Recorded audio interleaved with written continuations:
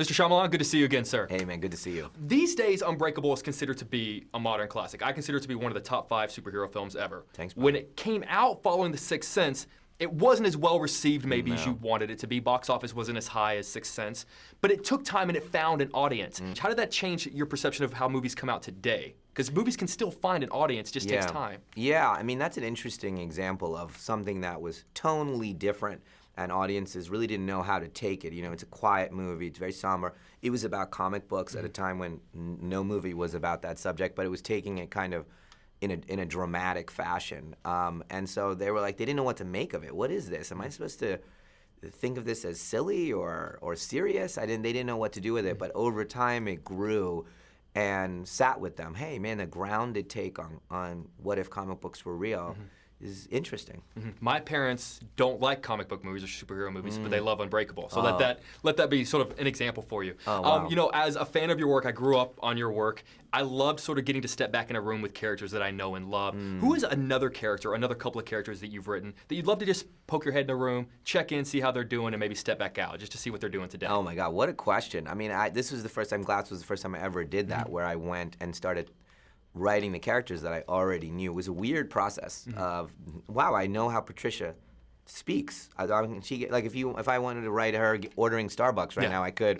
I would know exactly, you know, I could just write her. And I'd be there for that. I'd watch that. Oh my gosh, so other characters. You know, I do think about Graham and Signs and, you know, what he's up to and that kind of thing. Yeah, it's interesting the way you put it because they feel like real people. Right. That, you know, in my life for those 2 years, they dominated my life, and then I don't think about them again. For sure, because you become invested in these characters, and like with Signs, I'd like to know that he still has his faith. That he still, you know, that would still be incredibly important. Yeah. For sure. Yeah.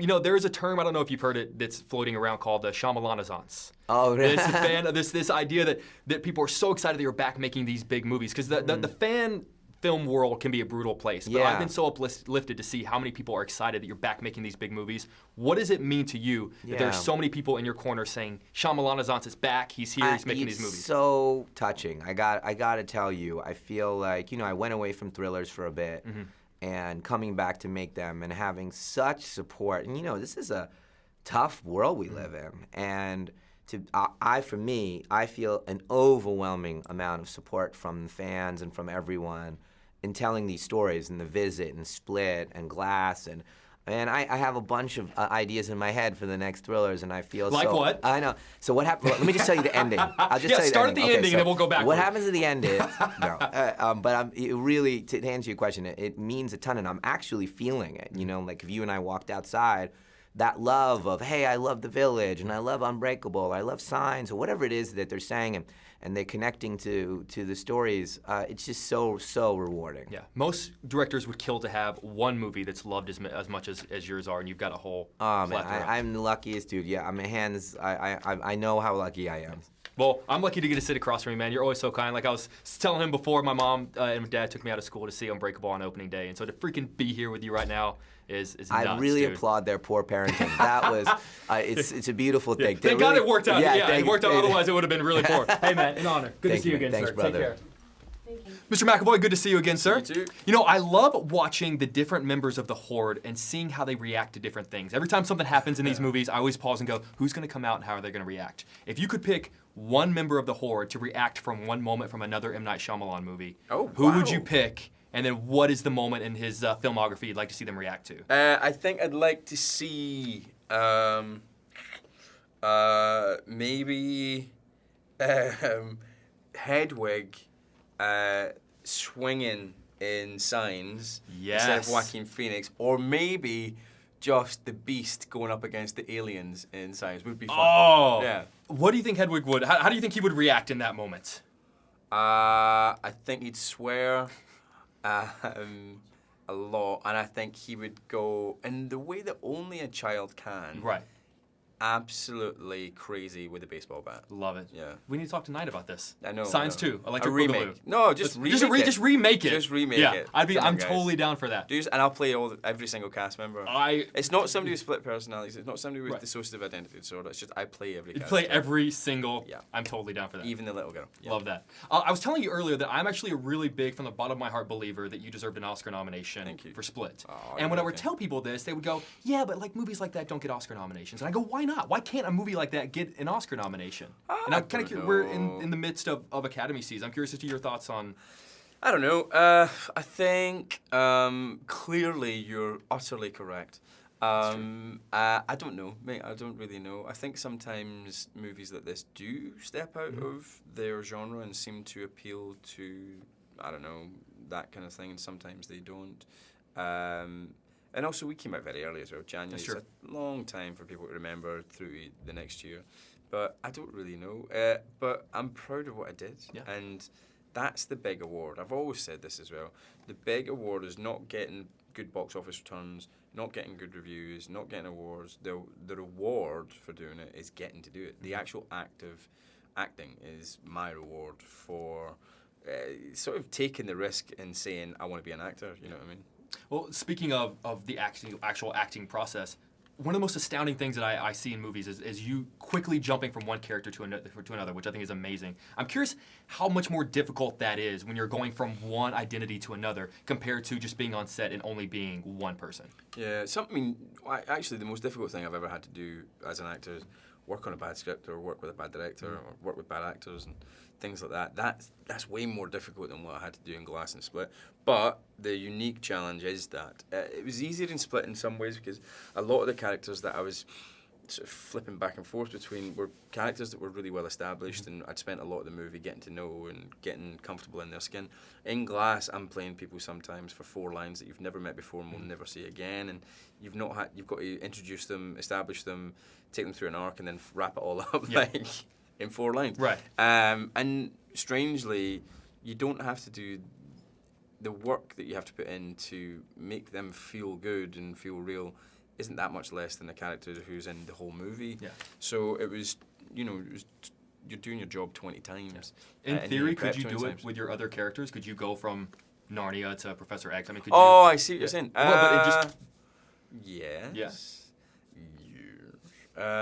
Yeah, and there was a little bit of, I think there was a little bit of this dodgy sort of seedy cop that I played in a film called Filth in... Great movie, by the way. Thanks, man. Cheers. In, like, Charles Xavier in Days of Future Past, for example. Do you know what I mean? There was a little bit of a bleed in there, but, yeah, probably. Cool. I'm not doing it now, though. Fair enough. Cheers, Mr. McAvoy, always good to see you, sir. Take care. Mr. Jackson, good to see you again, sir. Thank you. We did an interview a few years ago that went nuts, and to this day, people still stop me on the street. People still watch it. People still watch it. I appreciate that, by the way. Thank you. Good to see you again, sir, All as right, always. man. Obviously, Mr. Glass has very particular thoughts on the world of superheroes, the world of comics. What do you think he would think of the Marvel Cinematic Universe, and what do you think he would think of Nick Fury? Oh, well, he would probably be very happy and, pleased that he's right. Yes. That people do want that kind of world and people do understand that kind of world. And in his mind, it would be a reality. Yes. Yeah. And he's like almost like they're making biopics about me. Yeah, exactly. Essentially, I could see the smirk and just sort of see him just nodding his head. Yeah, I feel like he wouldn't make a big thing about it, but just knowing he was right is the victory in and of itself. Probably like to have a conversation with Thanos. Yes. That's the movie I want to see. An interesting conversation. Let's get that crossover right. if we could. Unbreakable was one of those movies that I feel like really began to find its audience a couple of years after it came out. Really, I mean, to this day, I still think it's one of the all-time great superhero films ever. I'm curious at what moment after Unbreakable came out did you realize this movie's not going anywhere? People are still finding and embracing this movie. I guess when I finally started to embrace my social media account. Yeah?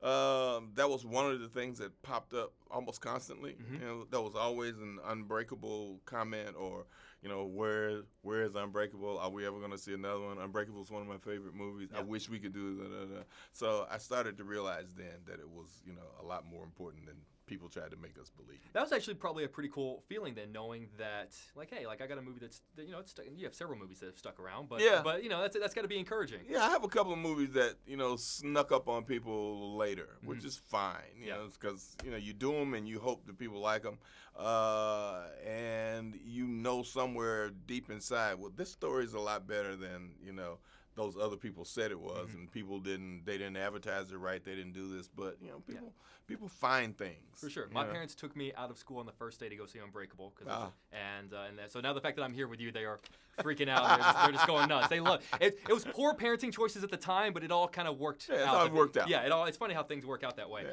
I was wondering if you could take me to the weekend that Split came out in theaters, because my phone started blowing up. All my buddies went and saw it once we realized it was a sort of a secret sequel to Unbreakable. Did your phone start blowing up? Did people start calling you? Did people start going nuts going? No, actually, Knight called me.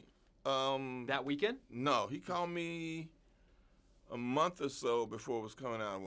Once he locked the picture, he called me and said, I just did this movie and I just finished it. I want you to watch it and tell me what you think. I was like, why?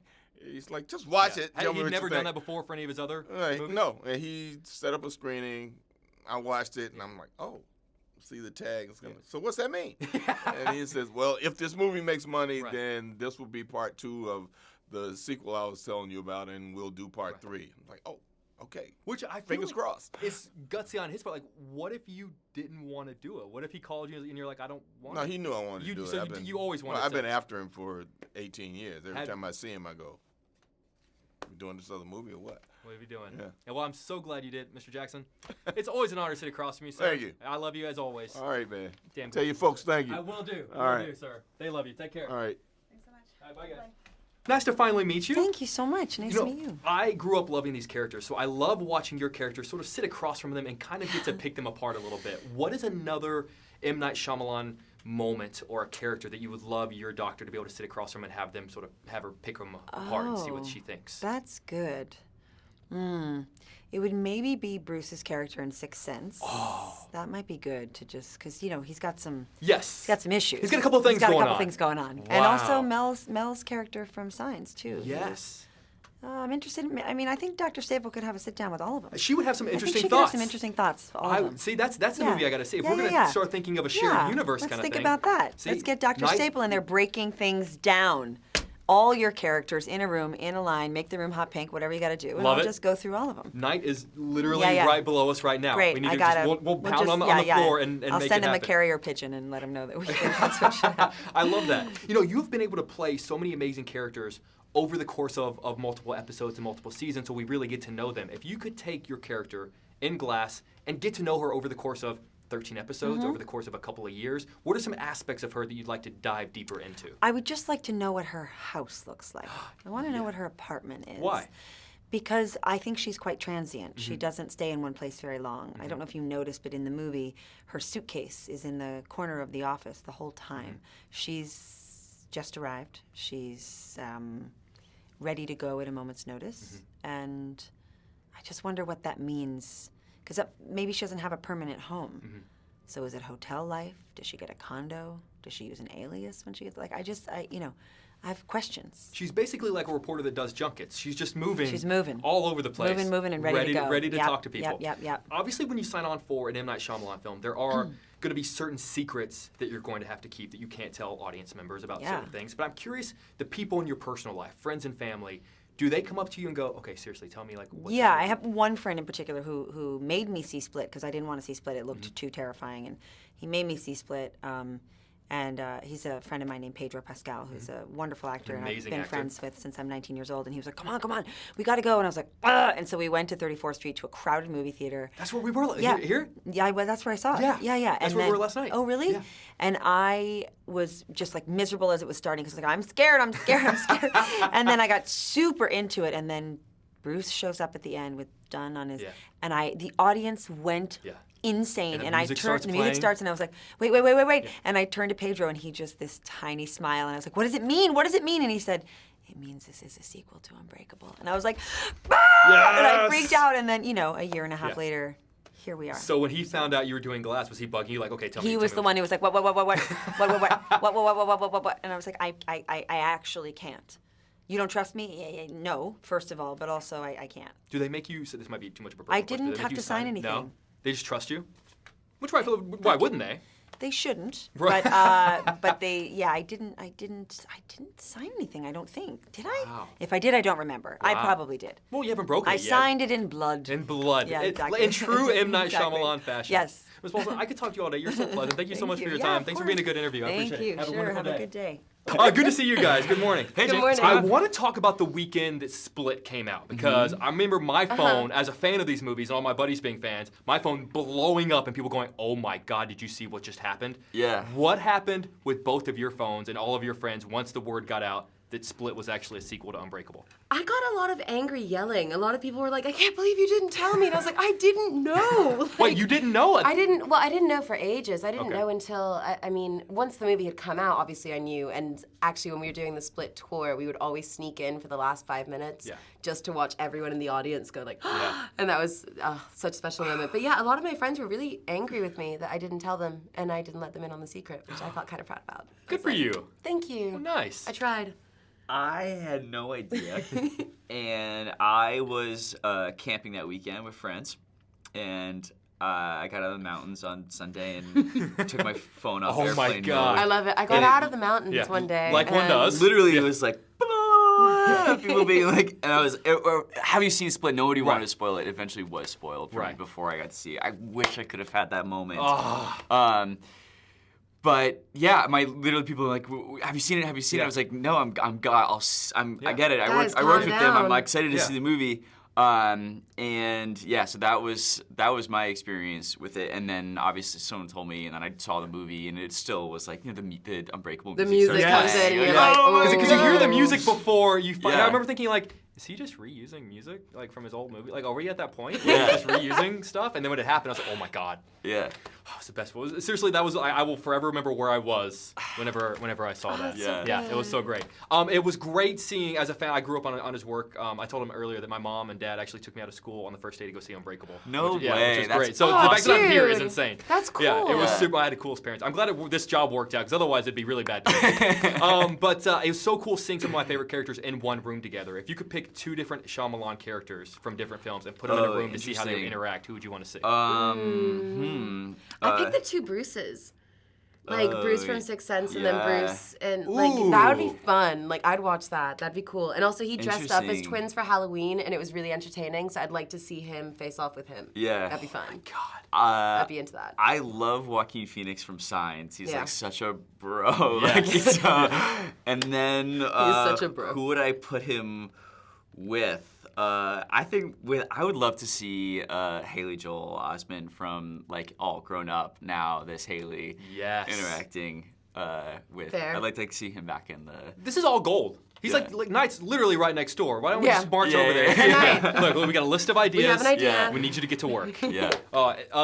James told me he would like Hedwig to play the Joaquin Phoenix character in Signs. Oh, He wants to see wow. a remake and That would be wants so Hedwig to good. play the part. Yeah. So AKA he wants to be Joaquin AKA, Phoenix. yeah, he's really just Like, pitching that's himself literally what he's ideas, doing. which he could not have picked a I'd less like to powerful play. reporter to pitch ideas to. Guys, I was so excited to get to sit across from you guys. Really, this means a lot. Thanks. You Aw, guys are the dude. freaking We're excited best. to be here. Wonderful to Hey. meet you. Nice to meet you guys. Take care. See you.